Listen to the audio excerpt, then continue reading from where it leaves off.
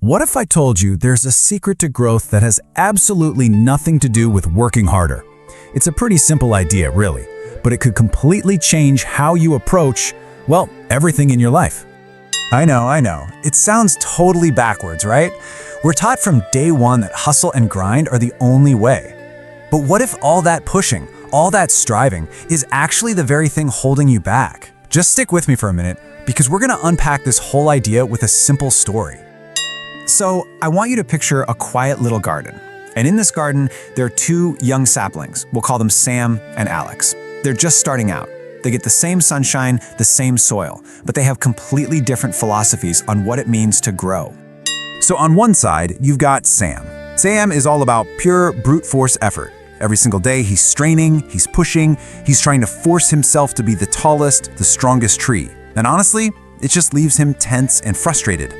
And then you've got Alex. Alex isn't really focused on doing anything. He's just focused on being a tree.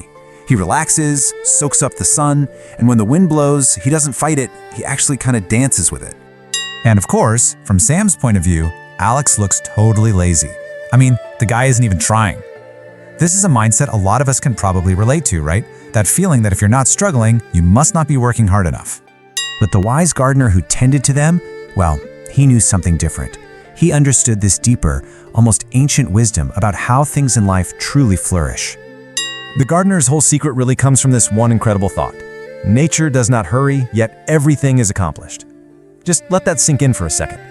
Nature doesn't force things. It doesn't rush. It just unfolds. And in that slow, steady unfolding, mountains are formed. Rivers carve out canyons, and entire forests grow. So our two little saplings carried on, each on their own path.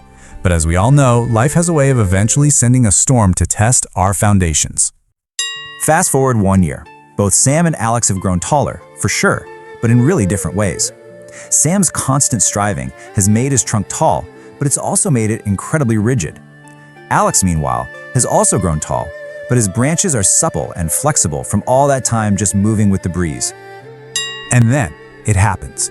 A massive storm just rolls in out of nowhere, bringing these powerful, howling winds. This is the ultimate test. Sam, being Sam, decides he's gonna fight it. He braces himself, stands completely stiff, and tries to muscle his way through the gale. He refuses to yield even a single inch. Alex, on the other hand, does what he's always done. He doesn't resist the wind, he yields to it. He sways, he bends, he flows with those powerful gusts, moving with the energy of the storm instead of trying to fight against it. And then you hear it.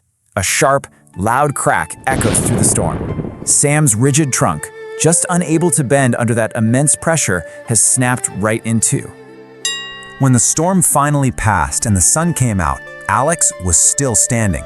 The big secret wasn't about raw strength or trying harder.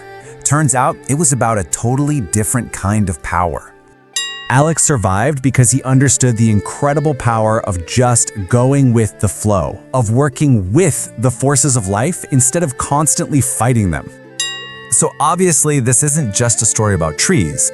It's really a parable for our own lives. And this ancient wisdom, it can be boiled down into 3 really powerful secrets that we can start using like today.